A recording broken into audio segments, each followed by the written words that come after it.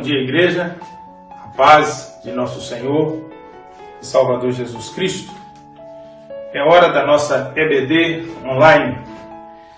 A aula da semana passada foi a aula sobre o salvo e seu relacionamento com a natureza. A aula de hoje é o salvo e seu relacionamento com a igreja. Está baseado nessa revista que você está vendo aí, Reflexões Bíblicas, volume 5. O autor da nossa lição de hoje, ele começa nos fazendo refletir a respeito de alguns conceitos, primeiro no tocante à igreja. E para isso ele nos remete à leitura de Mateus, capítulo 16, versos de 13 a 18. E chegando Jesus às partes de Cesareia de Filipe, interrogou os seus discípulos, dizendo: Quem dizem os homens ser o Filho do Homem? E eles disseram: uns João o Batista, outros Elias, e outros Jeremias, ou um dos profetas. Disse-lhes ele: E vós, quem dizeis que eu sou? E Simão Pedro, respondendo, disse: Tu és o Cristo, o Filho do Deus vivo.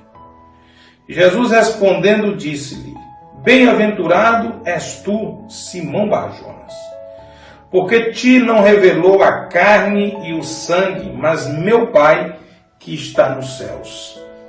Pois também eu te digo que tu és Pedro, e sobre esta pedra edificarei a minha igreja, e as portas do inferno não prevalecerão contra ela.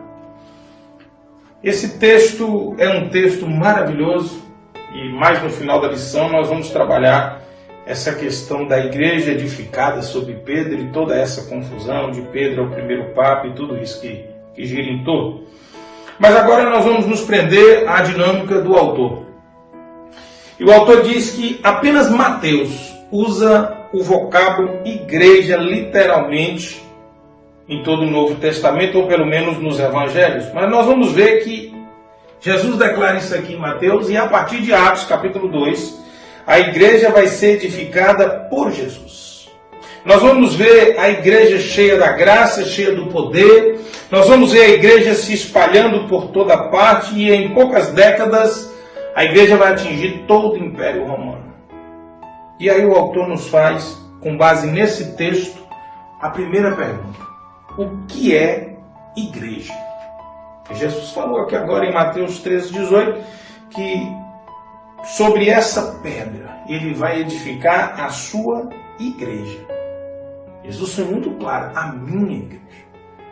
E aí nós precisamos entender então, quando nos submetemos a concílio para o ministério pastoral dentro da denominação batista, essa é a pergunta de abertura do módulo de eclesiologia, ou seja, a doutrina que estuda a igreja.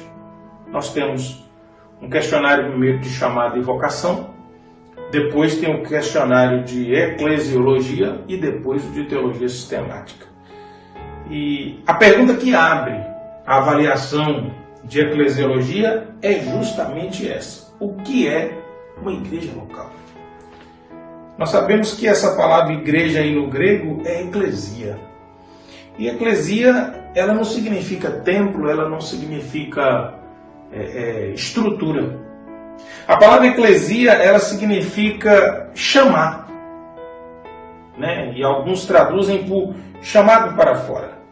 Entre os gregos, esse termo significava a assembleia do povo, que regularmente era convocada para algumas decisões chamadas de assembleias públicas, com a finalidade de deliberar algum assunto. Tinha assunto que era sem consulta popular, e tinha assunto que era mediante consulta popular. Então reunia-se a eclesia, o povo, para tomar a decisão. E nós sabemos que esse termo igreja, ou vinculado à ideia de igreja, ele aparece 114 vezes no Novo Testamento. E essas 114 vezes nós vamos ver que ela aparece com vários sentidos. E esses sentidos serão objetos da nossa lição ainda mais adiante. Uma segunda pergunta que é feita no concílio dentro de eclesiologia é: qual é a missão da igreja? E aí nós precisamos entender bem isso. Tem gente que pensa que a missão da igreja é construir escola, a missão da igreja é comprar ônibus, ter campo de lazer, a missão da igreja é virar uma holding, mas isso pode até ser alguns instrumentos que eu não aprovo na sua maioria, a igreja pode lançar mão, mas a missão da igreja não é essa. Há uma definição do pastor Oswald Smith que ele diz que a tarefa suprema da igreja é a evangelização do mundo. Eu quero fazer jus à honra merecida a meu último pastor que me pastoreou, o pastor Edmilson Parque Batista, que ele sempre dizia para nós ali, nas reuniões das congregações, ele dizia para nós: a missão da igreja é salvar o perdido e edificar o salvo. A igreja não pode perder essa visão de missão, porque senão a igreja foca em ganhar o perdido e perde os que ela tem. Senão a igreja se ocupa só com os que ela tem e perde de ganhar os perdidos. Então eu concordo muito com essa definição do pastor Edmilson Parque Batista.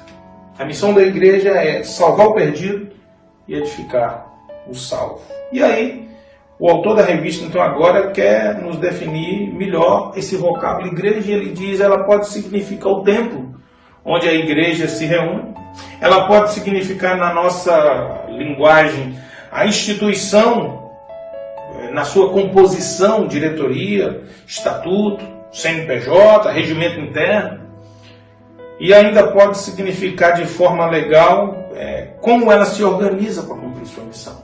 Essa é a concepção que o autor traz. Porém, o autor traz uma nota importante. Ele diz: a igreja que Jesus falou que ia edificar, a igreja edificada por Jesus, no entanto, não é um templo.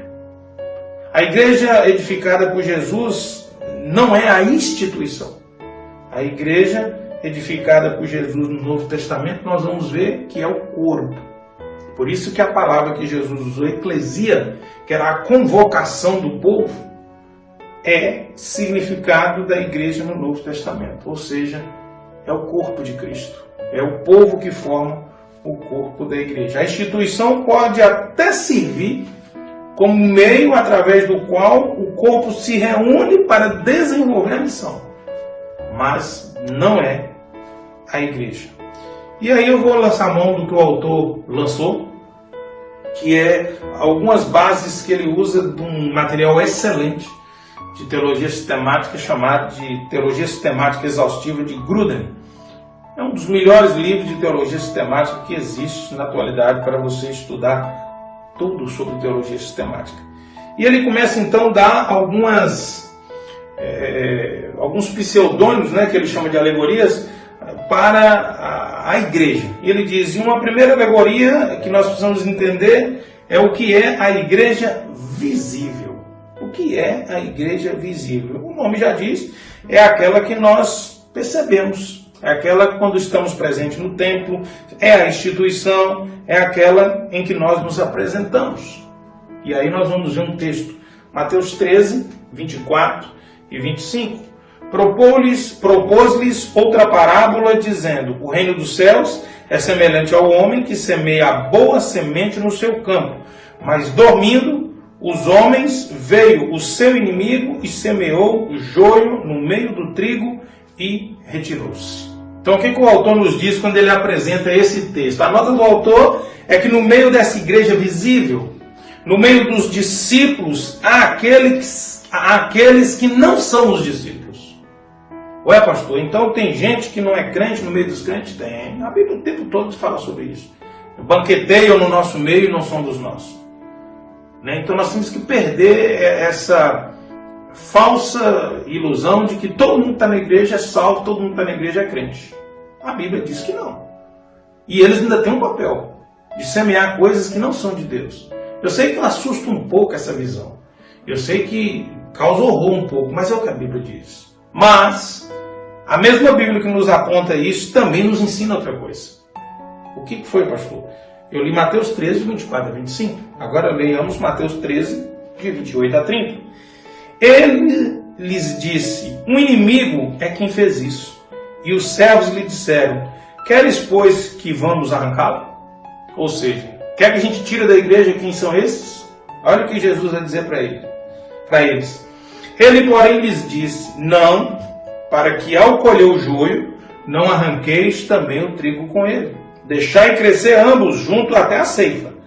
E por ocasião da ceifa, direi aos ceifeiros. Quem vai dar ordem de separar quem é crente e quem não é crente na igreja? A Bíblia diz que é Jesus. E ele vai dar ordem. Direi aos ceifeiros: colhei primeiro o joio e atai em molhos para queimar, mas o trigo ajuntai no meu celeiro. É o juízo. Tem gente que pensa que vai enganar a vida inteira. Você pode enganar seu pastor, você pode enganar a liderança inteira da igreja, mas haverá um tempo que Jesus vai decretar a justiça dele. Essa justiça pode ser no fim dos tempos, quando ele vai separar, ou ele pode dar ordem aos anjos dele em qualquer tempo para que isso seja feito. Então nós precisamos ter muita consciência do que Jesus está ensinando, do que o autor está trabalhando conosco nesse tema. A igreja visível. Um segundo ponto que o autor trabalha é a questão da igreja invisível. É justamente como o nome diz, é o que é invisível aos nossos olhos, porém é identificado pelo próprio Deus. Ele conhece os seus. É aquele texto de Mateus conhecido, em que Jesus diz: muitos me dirão naquele dia: Senhor, Senhor. Vão demonstrar até intimidade com ele, porque essa repetição de nome significa intimidade. Mas Jesus diz: eu lhes direi abertamente: não os conheço. Eu não separei o texto, mas você lembra bem. Eu não os conheço. Ou seja, ele sabe identificar a sua igreja. É ele que fará isso. Uma terceira identificação da igreja que o autor trabalha é a questão da igreja local. E aí não tem dúvida, né? É a que constitui os discípulos de Jesus e que se reúnem em um dado local. Exemplo, Atos 9:31.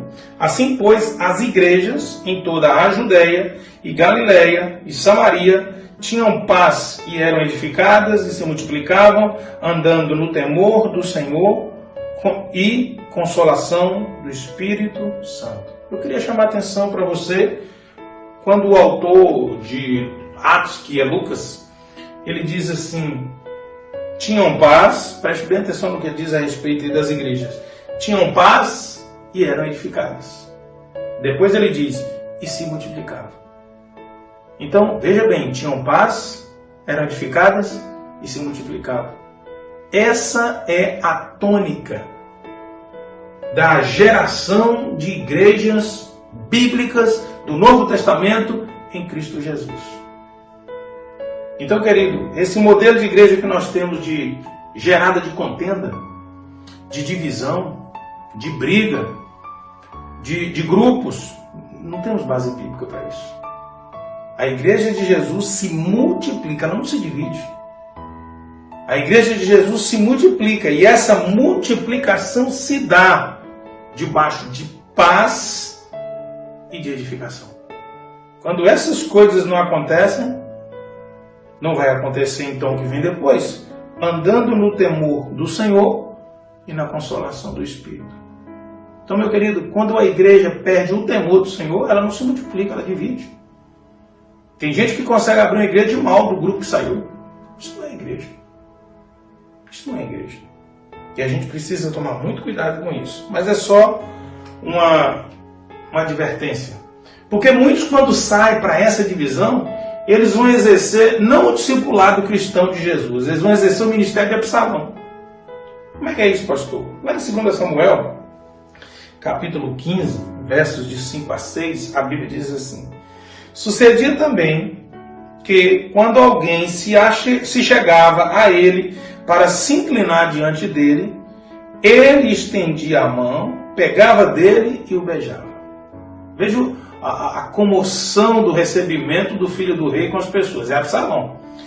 E desta maneira fazia Absalão a todo Israel que vinha ao rei para juízo. O juiz da nação era o rei de Israel, mas Absalão entrava na frente. E assim furtava Absalão o coração dos homens de Israel.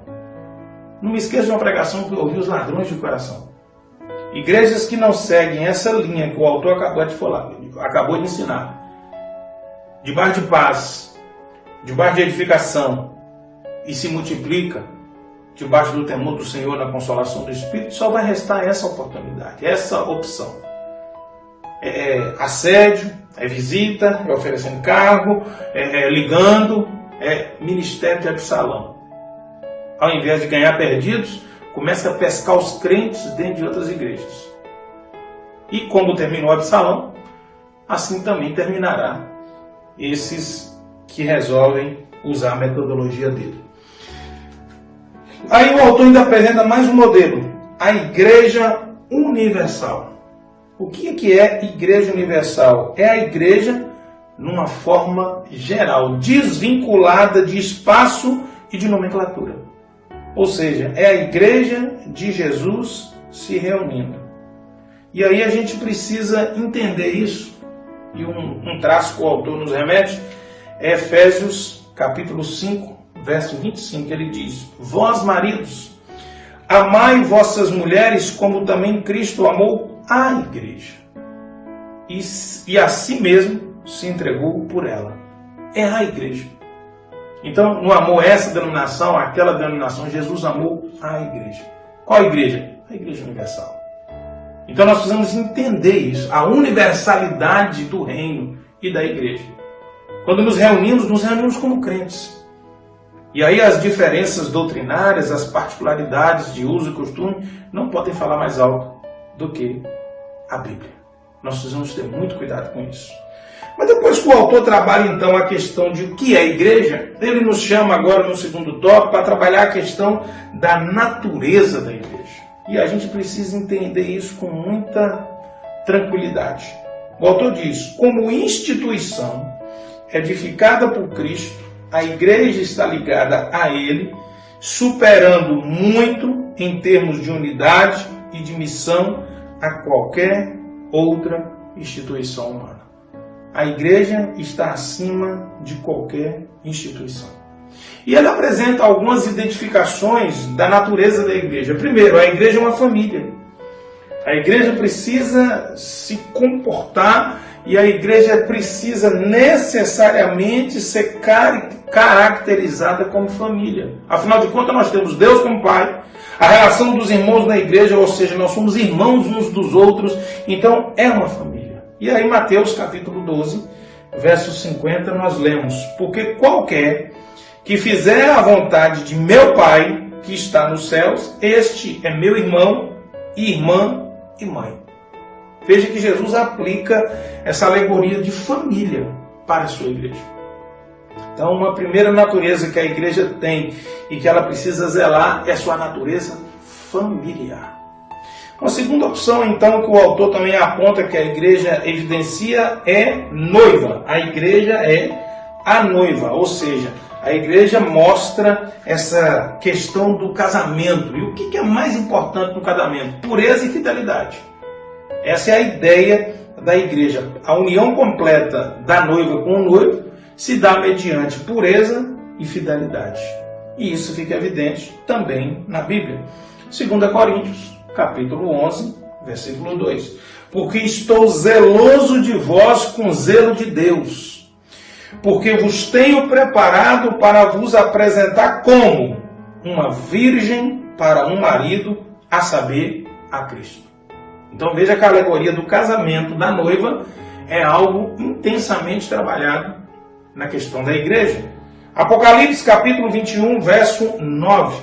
E veio a mim um dos 7 anjos que tinham as 7 taças cheias das últimas 7 pragas e falou comigo dizendo: vem, mostrar-te-ei a esposa, a mulher do Cordeiro.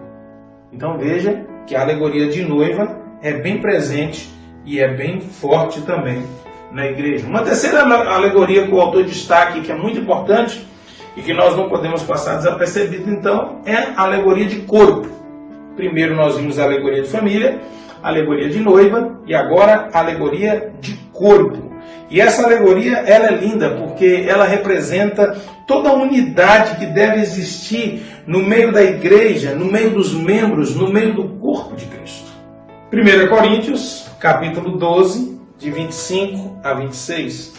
para que não haja divisão no corpo, mas antes tenham os membros igual cuidado uns dos outros, de maneira que se um membro padece, todos os membros padecem com ele. Se um membro é honrado, todos os membros se regozijam com ele. Aqui está presente e firme a questão da alegoria, que logicamente está evidenciada também a submissão a Cristo, ou seja, ele é o cabeça, a igreja é o corpo e ele é o cabeça. Então, veja que esse arquétipo de um corpo humano está presente na alegoria da igreja. E assim como a cabeça é a unidade que comanda todos os membros, Cristo o é. Efésios 4, de 15 a 16. Antes, seguindo a verdade em amor, cresçamos em tudo naquele que é a cabeça, Cristo, do qual todo o corpo, bem ajustado e ligado pelo auxílio de todas as juntas, segundo a justa cooperação de cada parte, faz o aumento do corpo para sua edificação em amor. Então veja que o corpo precisa estar intimamente ligado. Duas alegorias que eu posso destacar, mas que não vamos trabalhar com tanta intensidade, é a questão de videira, de sermos ramos e estarmos ligados a essa videira. João 15, 1 e 2, eu sou a videira verdadeira e meu pai é o lavrador. Toda vara em mim que não dá fruto, atira e limpa toda aquela que dá fruto para que dê mais fruto. E a segunda alegoria também é a questão da lavoura e do edifício de Deus, que é 1 Coríntios 3, 9. O que o autor diz dessas duas alegorias? É Deus que nos faz produzir, é Deus que edifica e é Deus que constrói todas as coisas. Olha aqui, 1 Coríntios 3, 9. Porque nós somos cooperadores de Deus. Vós sois lavoura de Deus e edifício de Deus. Então, veja que a igreja também está nessa ideia. Temos outras alegorias ainda, rebanho, templo de Cristo, mas não temos tempo para trabalhar todas.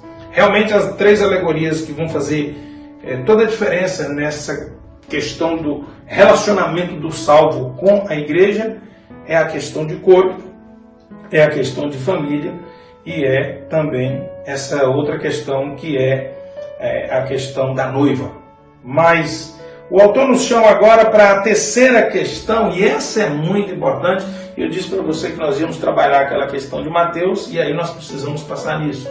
É a relação de a igreja e Israel. E muita gente confunde isso, muita gente não entende isso. Nós vamos caminhar aqui para você entender. Êxodo capítulo 19, de 1 a 8, ou seja, 1000 anos antes de Cristo, Deus entra em aliança com esse povo descendente de Abraão, com o objetivo de abençoar as famílias futuras. Gênesis 12, 1 a 3 nos fala disso. Ora, o Senhor disse a Abraão: sai-te da tua terra, da tua parentela, da tua casa, da casa de teu pai, para a terra que eu te mostrarei. E far-te-ei uma grande nação, e abençoar-te-ei, e engrandecerei o teu nome, e tu serás uma bênção. E abençoarei os que te abençoarem, e amaldiçoarei os que te amaldiçoarem. E em ti serão benditas todas as famílias da terra. Esse povo teve seus desvios, mas não há dúvida que esse povo foi o instrumento de Deus para consolidar grandes bênçãos. Primeira, Jesus Cristo, o Salvador, é o descendente dos israelitas. A segunda, o legado do Novo Testamento só é possível mediante a iluminação e o entendimento que nós temos da mensagem do Velho Testamento. E assim, nós vamos entendendo então, quando Jesus conta aos líderes judaicos a seguinte parábola, ele vai mostrar então que essa geração, que esse povo tinha falhado, e que como eles tinham falhado na missão de cuidar dessa vinha, Deus vai eleger um outro povo e vai transferir para outro povo. Acompanhe Mateus 21, de 33 a 46, Jesus por parábola explicando isso. Ouvi ainda outra parábola. Houve um homem, pai de família, que plantou uma vinha e circundou-a de um valado e construiu nela um lagar. Edificou uma torre e arrendou a uns lavradores. Ausentou-se para longe, e chegando o tempo dos frutos, enviou os seus servos aos lavradores para receber os seus frutos. E os lavradores, apoderando-se dos servos, feriram um, mataram o outro e apedrejaram o outro. Depois enviou outros servos, em maior número do que os primeiros, e eles fizeram-lhe o mesmo. E por último enviou-lhe seu filho, dizendo: terão respeito a meu filho. Mas os lavradores, vendo o filho, disseram entre si: este é o herdeiro, vinde, matemo-lo e apoderemos da sua herança. E lançando mão dele, o arrastaram para fora da vinha e o mataram. Quando, pois, vier o senhor da vinha, que fará aqueles lavradores? Dizem-lhe eles: dará afrontosa morte aos maus, e arrendará a vinha a outros lavradores que o seu tempo lhe deem fruto. Disse-lhe Jesus: nunca leste nas Escrituras? A pedra que os edificadores rejeitaram, essa foi posta por cabeça do ângulo. Pelo Senhor foi feito isso, e é maravilhoso aos nossos olhos. Portanto, eu vos digo que o reino de Deus vos será tirado, e será dado a uma nação que dê os seus frutos. E quem cair sobre essa pedra, despedar-se-á. Aquele sobre quem ela cair, ficará reduzido a pó. E os príncipes dos sacerdotes, os fariseus, ouvindo estas palavras, entenderam que falava deles, e pretendendo prendê-lo, recearam o povo, porque o tinham por profeta. Então veja o que Jesus está explicando. Vocês fracassaram na missão, que Deus vai confiar a um outro povo. E aí nós chegamos na questão de Mateus 16, de 16 a 18. Preste bem atenção. E Simão Pedro, respondendo, disse-lhe: tu és o Cristo, o Filho do Deus vivo. E Jesus, respondendo, disse: bem-aventurado és tu, Simão Barjonas, porque não te revelou a carne e o sangue, mas meu Pai que está no céu. Pois também eu te digo: tu és Pedro, e sobre esta pedra edificarei a minha igreja, e as portas do inferno não prevalecerão contra ela. Preste bem atenção quando Jesus diz sobre essa pedra. Jesus está falando sobre esse homem, mas não é sobre esse homem pessoa, é sobre o homem constituição, sobre a natureza humana, sobre a raça humana. Eu vou edificar a minha igreja agora. Não, pastor, isso não está muito claro. 1 Pedro capítulo 1, verso de 10 a 12.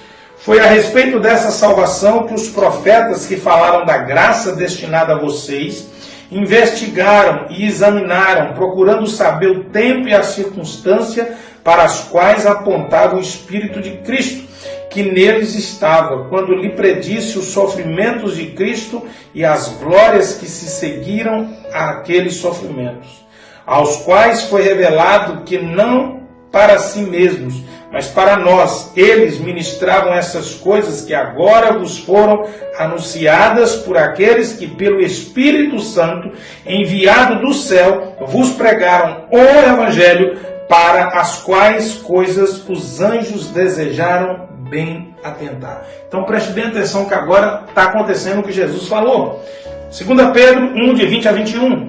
Sabendo primeiramente isto, que nenhuma profecia da Escritura é de particular interpretação. Porque a profecia nunca foi produzida por vontade de homem algum, mas os homens santos de Deus falaram, inspirados pelo Espírito Santo. Lembra quando Pedro disse lá: tu és o Cristo? Ele falou: mas isso quem te revelou foi o Espírito Santo. Então Jesus estava dizendo: isso que aconteceu aqui agora, desse jeito que aconteceu, Pedro, é dessa maneira que eu vou edificar a minha igreja. 1 Pedro, capítulo 2, de 9 a 10. Mas vós sois a geração eleita, o sacerdócio real, a nação santa, o povo adquirido, para que anuncieis as virtudes daquele que vos chamou das trevas para a sua maravilhosa luz. Vós que em outro tempo não erais povo, agora sois povo de Deus, que não tinhas alcançado misericórdia, mas agora alcançaste misericórdia. Então está se cumprindo o que Pedro havia dito e o que Jesus havia dito. Aquele povo que foi escolhido, agora esse povo que está sendo chamado e que estava disperso, está fazendo a obra do Senhor. E aí, para fechar, Pedro está mencionando exatamente o que está lá em Êxodo 19, que eu disse para você. Vou ler os versos de 5 a 6. Agora, pois, se diligentemente ouvirdes a minha voz e guardardes a minha aliança, então serei a minha propriedade peculiar dentre todos os povos, porque toda a terra é minha. E vós me sereis um reino sacerdotal, um povo santo. Estas são as palavras que falarás aos filhos de Israel. Então a igreja do Senhor não se restringe mais a uma nação. A igreja do Senhor não se restringe mais a um povo só. A igreja do Senhor agora é formada por várias nações, por muitos povos e línguas. A missão sacerdotal, que era só da nação judia, agora foi transferida para todos os povos se unirem com Deus. E o último item agora, a igreja e seu relacionamento interpessoal. Mas isso nós vamos ver na semana que vem. Essa lição é grande, nós não podemos correr com ela. Curva sua cabeça, eu quero orar com você nessa manhã. Lembrando que essa noite nós temos ceia do Senhor. Prepare os seus elementos. Se você vai na igreja, faça a sua reserva. Se você não vai, prepare os elementos e acompanhe a transmissão online. Deus, muito obrigado por essa manhã. Muito obrigado, Senhor Deus. Ensina-nos a viver como igreja do Senhor. Ensina-nos a andar conforme o Senhor Jesus determinou que a sua igreja iria andar. Queremos ser igreja do Senhor e queremos estar debaixo do senhorio do Senhor da igreja. É no nome de Jesus que nós oramos. Amém? Bom domingo, até logo mais à noite, em nome de Jesus.